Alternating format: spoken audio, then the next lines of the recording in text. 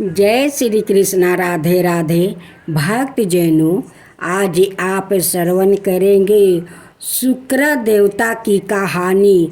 सुनने मात्रा से भाग्यशाली और बुद्धिमान बनती है संतान। जाने क्यों हर माँ चाहती है कि उनकी जो भी संतान हो वो अपना और अपने परिजनों का नाम रोशन करे, अच्छे काम करे और अपनी ज़िंदगी में सफलता हासिल करे। इसके लिए वो कई प्रयास करते हैं, लेकिन आपको बता दे कि सिर्फ बाहरी प्रयास मात्रा से सब कुछ संभव नहीं है। इसके लिए आपको भगवान शुक्र की आराधना करने की ज़रूरत है। शुक्रवार के दिन भगवान शुक्र की कहानी सुनकर आप इसका लाभ ले सकते हैं। तो बोलो शुक्र देव की जय, शुक्र भगवान की जय। संतान सुख जीवन के सबसे आनंदमयी सुखों में से एक है। जिनको संतान होती है और वो संतान संस्कारी, बुद्धिमान और भाग्यशाली हो तो जिंदगी बन जाती है। लेकिन कुछ माता पिता की संतान ऐसी भी होती है जिसके कारण उन्हें समाज में या यूँ कहे कि लगभग हर जगह अपमान या निराश भोगना पड़ती है। ऐसी मान्यता है कि इसके लिए कहीं ना कहीं माता पिता की कुंडली में, यह संतान की कुंडली में कोई ग्रह दोष है जिसके कारण यह सब होता है। इसके लिए आपको परेशान होने की ज़रूरत नहीं है। हम आपको बताएंगे कि भाग्यशाली और बुद्धिमान संतान प्राप्ति के लिए आप क्या उपाय कर सकते हैं। पुराणों के अनुसार ब्रह्मा जी के मानस पुत्र भृगु ऋषि का विवाह प्रजापति दक्ष की कन्या खयाति से हुआ, जिसे धाता विधाता दो पुत्र और श्री नाम की कन्या का जन्म हुआ। भगवत पुराण के अनुसार भृगु ऋषि के कवि नाम के पुत्र भी हुए, जो कालांतर में शुक्राचार्य नाम से प्रसिद्ध हुआ।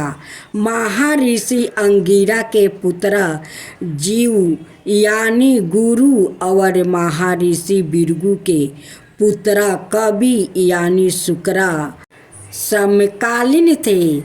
योग्य पवित्र संस्कार के बाद दोनों ऋषियों की सहमति से अंगिरा ने दोनों बालकों की शिक्षा का दायित्व लिया।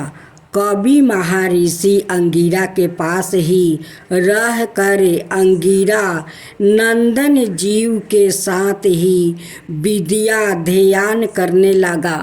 आरंभ में तो सब समन्वय रहा, पर बाद में अंगिरा अपने पुत्र जीव की शिक्षा की और विशेष ध्यान देने लगा। वो कवि की उपेक्षा करने लगे। कवि ने इस भेदभाव पूर्ण व्यवहार को जानकर अंगिरा से अध्ययन बीच में ही छोड़कर जाने की अनुमति ले लिया और गौतम ऋषि के पास पहुंच गया। गौतम ऋषि ने कवि की संपूर्ण कथा सुनकर उसे महादेव की शरण में जाने का उपदेश दिया। महर्षि गौतम के उपदेश अनुसार कवि ने गोदावरी के तट पर शिव की कठिन आराधना की। स्तुति और आराधना से प्रसन्न होकर महादेव ने कवि को देवों को भी दुर्लभ मृत संजीवनी नमक विद्या प्रदान किया और कहा कि जिसे मृत्यु व्याकृत पर तुम इसका प्रयोग करोगे वो जीवित हो जाएगा। साथ ही गर्हतव्य प्रदान करते हुए भगवान शिव ने कहा कि आकाश में तुम्हारे तेज सब नक्षत्रों से अधिक होगा।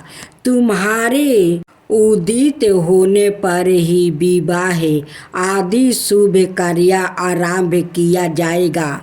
अपनी विद्या से पूजित होकर भृगु नंदन शुक्रादित्य के गुरु पद पर नियुक्त हुआ।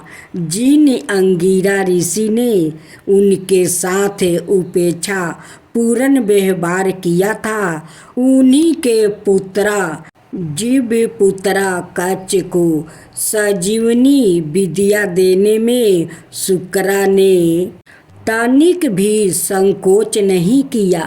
जय माँ संतोषी, जय माँ संतोषी। भक्त जनों, अब श्रवण करेंगे संतोषी माता की व्रत कथा। एक बुढ़िया माई थी जिसके 7 बेटे थे। उनमें से 6 कमाते हैं और 1 ना कमाने वाला था। वो बुढ़िया माई उन 6 को अच्छी रसोई बनाकर बड़े प्रेम से खिलाती है, पर 7वें को बाचा कुचा जूठन वो खिलाती है, परंतु वो भोला था। आते मन में कुछ भी विचार नहीं करता था। एक दिन वो अपनी पत्नी से बोला, देखो मेरी माता को मुझसे कितना प्रेम करती है। उसने कहा, हाँ, वो जे तुम्हें सभी की जूठन खिलाती है, फिर भी तुम ऐसा कहते हो। चाहे तो तुम समय आने पर देख सकते हो। एक दिन बहुत बड़ा त्योहार आया। बुढ़िया माई ने 7 प्रकार के भोजन और चूरमे के लड्डू बनाई। 7वां लड़का यह बात जांचने के लिए सिर दुखाने का बहाना करके पतला कपड़ा ओढ़ कर रसोई घर में जाकर वो सो गया और देखने लगा। माँ ने उनको बहुत अच्छे आसनों पर बैठाया और 7 प्रकार के भोजन और लड्डू परोसे वो उन्हें बड़े प्रेम से खिला रही थी। जब वो 6 उठ गया तो माँ ने उनकी थालियों से जूठन इकट्ठी की और उनमें एक लड्डू बनाई। फिर वो 7वें लड़के बोली, अरे रोटी खा ले। वो बोला, माँ मैं भोजन नहीं करूँगा, मैं तो परदेश जा रहा हूँ। माँ ने कहा, कल जाता है तो आज ही चला जा। वो घर से निकल गया। चलते समय उसे अपनी पत्नी की याद आई, जो गौशाले में कंधे थाप रही थी। वो बोला, हम परदेश को जा रहे हैं, आगे कुछ काल तुम रहियो संतोष से, धर्म में अपना पालन करियो, रहियो धीर से। इस पर उसकी पत्नी बोली, जाओ पिया आनंद से, हमारी सोच हटाइए, राम भरोसे हम रहे, ईश्वर तुम्हें सहाय। देहु निशानी अपनी देख धरू मैं धीरे, सुधी हमारी ना बिसारियो, राखियो मन गंभीर। इस पर वो लड़का बोला, मेरे पास कुछ नहीं है, ये औंठी है सो ले, और मुझे भी अपनी कोई निशानी दे दे। वो बोली, मेरे पास क्या है, ये गोबर भरे हाथ है। ये कहकर उसने उसकी पीठ पर गोबर भरे हाथ की वो थापा मार दी। वो लड़का चल दिया। चलते समय वो दूर देश में पहुंच गया। वो एक व्यापारी की दुकान पर जाकर बोला, भाई मुझे नौकरी पर रख लो। व्यापारी को नौकर की जरूरत थी। आते बोला, तनख्वाह काम देख कर देंगे, तुम रह जाओ। वो सवेरे 7 बजे से रात की 12 बजे तक नौकरी करने लगा। थोड़े ही दिनों में सारा लेन देन और हिसाब किताब करने लगा। सेठ के 7-8 नौकर चाकर खाने लगे। सेठ ने उसे 2-3 महीने में आधे मुनाफे का हिस्सेदार बना दिया। 12 बरस में वो नामी सेठ बन गया और उसका मालिक उसके भरोसे काम छोड़कर कहीं बाहर चला गया। उधर उसकी औरत को सास और जेठानियां बड़ा कष्ट देने लगी।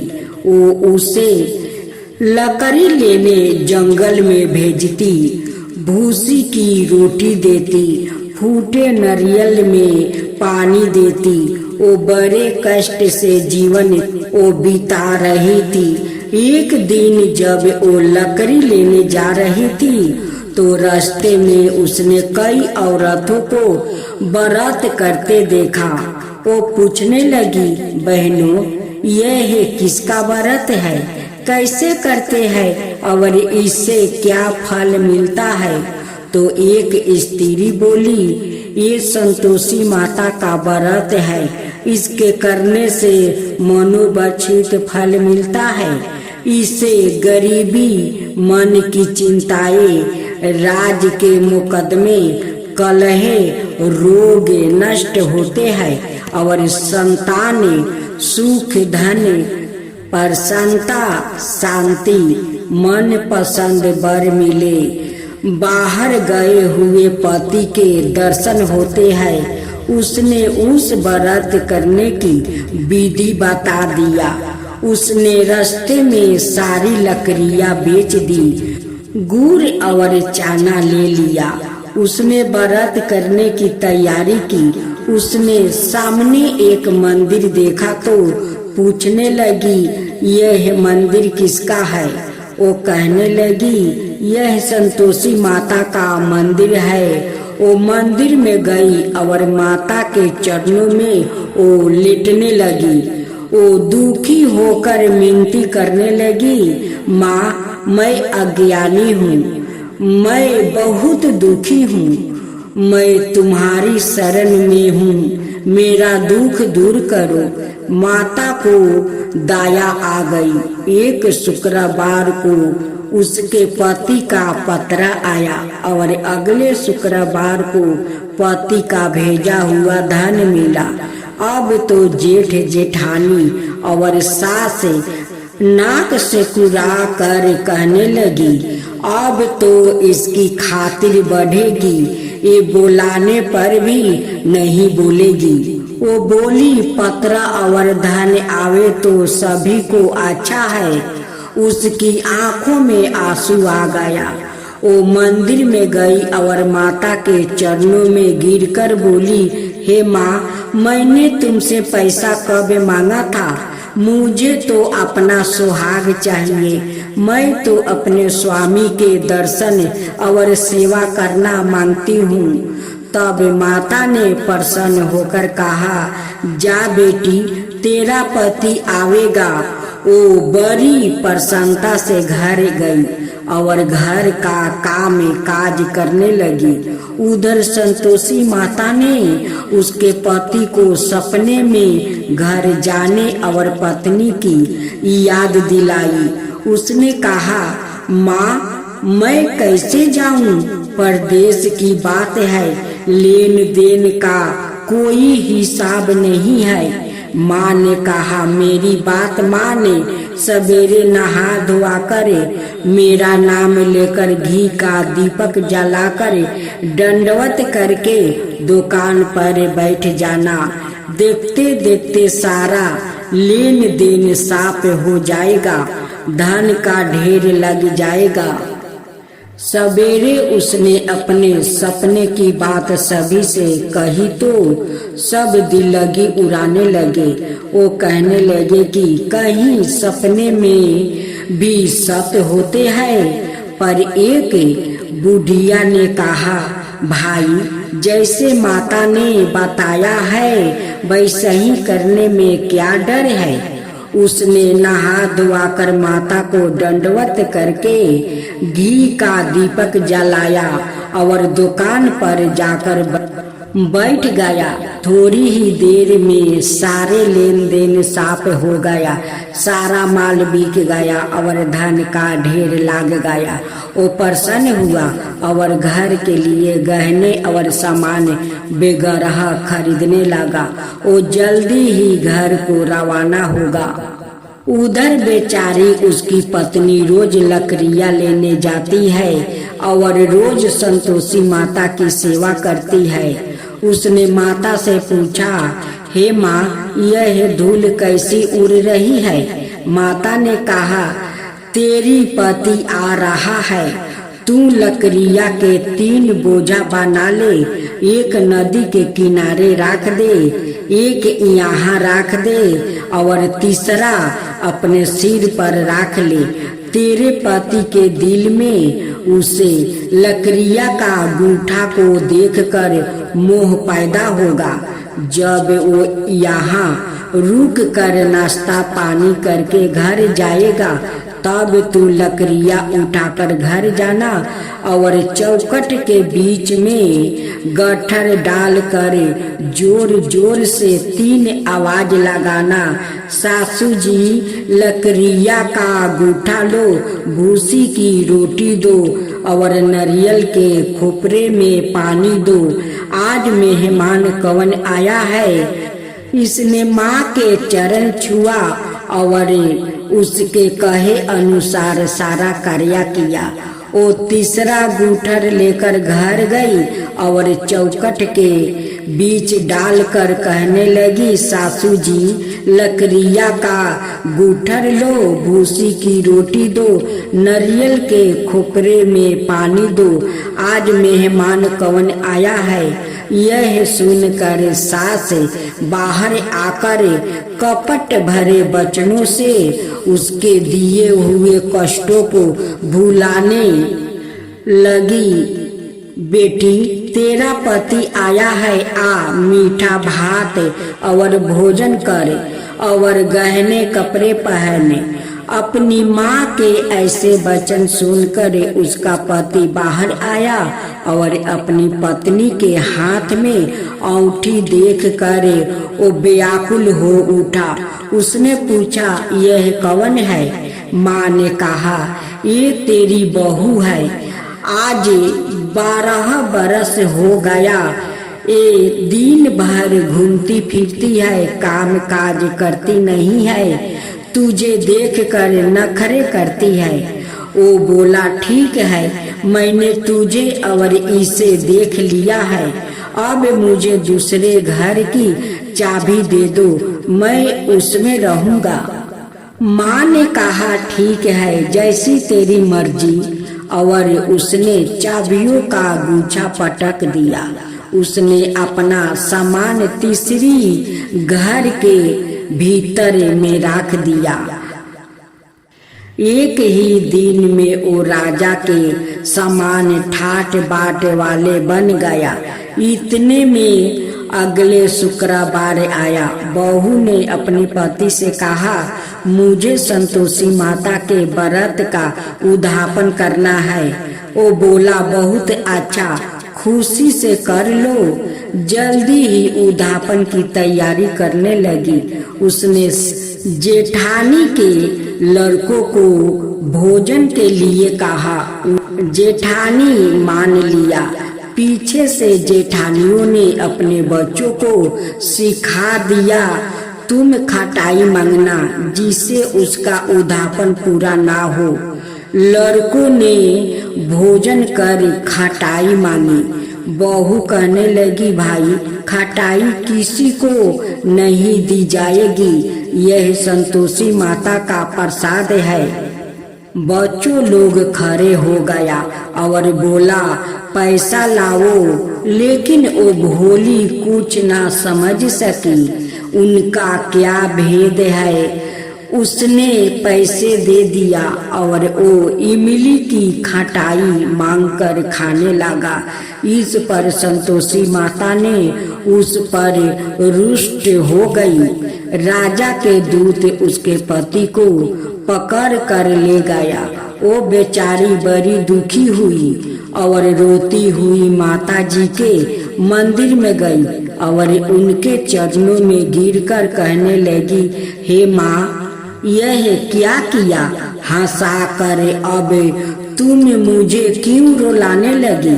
माता बोली, पुत्री, मुझे दुख है कि तुमने अभिमान करके मेरा व्रत तोड़ा है और इतनी जल्दी सब बातें भुला दिया है। वो कहने लगी, माता, मेरे कोई अपराध नहीं है, मुझे तो लड़कों ने भूल में डाल दिया, मैंने भूल से ही उन्हें पैसा दे दिया। माँ, मुझे क्षमा करो, मैं दोबारा तुम्हारा उद्धापन करूंगी। माता बोली, जा, तेरा पति रास्ते में आता हुआ ही मिलेगा। उसे रास्ते में उसका पति मिला। उसके पूछने पर वो बोला, राजा ने मुझे बुलाया था, मैं उसे मिलने गया था। वो फिर घर चले गए। कुछ ही दिन बाद फिर शुक्रवार आया। वो दोबारा पति की आज्ञा से उद्धापन करने लगी। उसने फिर जेठानी के लड़कों को बुलाने गई। जेठानी ने फिर वही बात सिखा दी। लड़के भोजन की बात पर फिर खटाई मांगने लगा। उसने कहा, खटाई कुछ भी नहीं मिलेगी, आना है तो आओ और नहीं आना है तो मत आओ। यह कहकर वो ब्राह्मणों के लड़कों को लाकर भोजन कराने लगी। यथाशक्ति उसने उन्हें दक्षिणा दी। संतोषी माता उस पर बड़ी प्रसन्न हुई। माता की कृपा से 90 मास में उसके एक चंद्रमा के समान सुंदर पुत्र हुआ। अपने पुत्र को लेकर वो रोजाना मंदिर जाने लगी। एक दिन संतोषी माता ने सोची कि यह रोज यहाँ आती है, आज मैं इसके घर चली जाऊं, इसका संसार देखूं। यह सोचकर उसने एक भयानक रूप धारण किया। गुड़ और चने से सने हुए माता ने मुख पर लगा लिया, सूर्य के समान ओठ कर लिया, जिन पर मक्खियाँ भिनभिना रही थी। इसी सूरत में वो उसके घर गई। देहली में पाँव रखते ही उसकी सास बोली, देखो कोई डाइन आ रही है, इसे भगाओ नहीं तो किसी को खा जाएगी। लड़के भागकर खिड़की बंद करने लगा। 7वें लड़के की बहू खिड़की से देख रही थी। ओ ही से चिल्लाने लगी, आज मेरी माता मेरे ही घर आई है, आज मेरी माता मेरे ही घर आई है। यह कहकर उसने बच्चों को दूध पिलाने से हटा दिया। इतने में सास बोली, पगली, किसे देख कर उतावली हुई है, बच्चे को पटक दिया है। इतने में संतोषी माता के प्रताप से वहाँ लड़के ही लड़के नजर आने लगा। बहू बोली, सासू जी, मैं जिसका व्रत करती हूँ यह वो ही संतोषी माता है। यह कहकर उसने सारी खिड़कियाँ खोल दिया। सबने संतोषी माता के चरणों पकड़ लिया और मिनती करने लगा, हे माता, हम मूर्ख है, अज्ञानी है, पापनी है, तुम्हारे व्रत की विधि हम नहीं जानती। तुम्हारा व्रत भंग कर हमने बहुत बड़ा अपराध किया है। हे जगत माता, आप हमारा अपराध क्षमा करो। इस पर माता ने उन पर प्रसन्न हुई।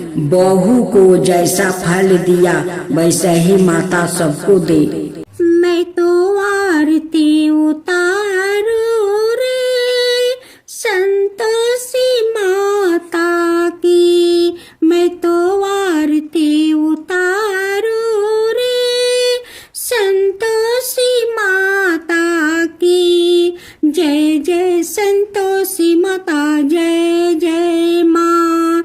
जय जय संतोषी माता, जय जय माँ। बड़ी ममता है, बड़ा प्यारी माँ की आँखों में। बड़ी ममता है, बड़ा प्यारी माँ की आँखों में। बड़ी करुणा माया दुलारी माँ की आँखों में।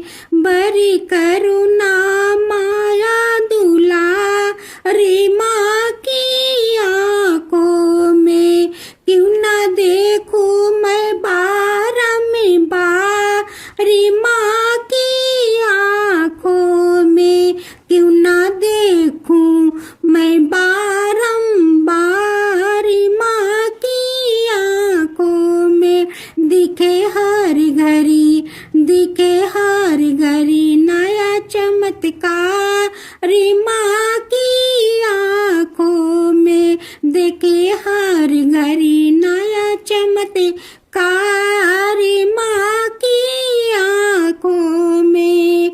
नित्र करो झूम झूम, झूम झुमा झूम झूम बाकी निहारू रे, बाकी निहारू रे। मैं तो आरती, मैं तो आरती उतारू रे संतोषी माता की। मैं तो आरती उतारू रे संतोषी माता की। जय जय संतोषी माता, जय जय माँ। जय जय संतोषी माता, जय जय माँ। सदा करके पुकारी माँ की मंदिर में, सदा करके पुकारी माँ की मंदिर में।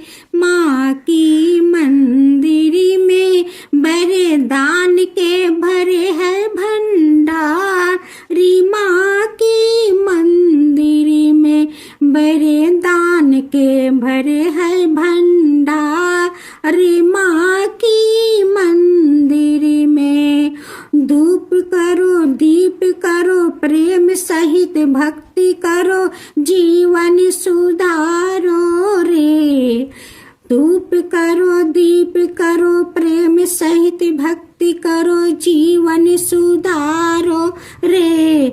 प्यारा प्यारा जीवन सुधारो रे। मैं तो आरती, मैं तो आरती उतारू रे संतोषी माता की। मैं तो आरती उतारू रे संतोषी माता की। जय जय संतोषी माता, जय जय माँ। जय जय संतोषी माता, जय जय माँ।